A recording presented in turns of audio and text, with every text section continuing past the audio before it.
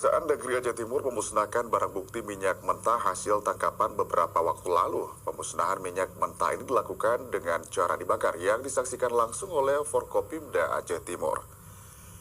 Barang bukti minyak mentah yang dimusnahkan ini berjumlah 116.000 liter dari hasil tangkapan pihak kepolisian beberapa waktu lalu. Pemusnahan ini dilakukan di salah satu lokasi di Desa Payagajah, Kecamatan Perlabaran, Aceh Timur. Kepala Kejaksaan Negeri Aceh Timur Abun Hasbullah Syambas mengatakan pemusnahan barang bukti tersebut dilakukan untuk 24 kasus yang sudah memiliki kekuatan hukum tetap atau inkrah.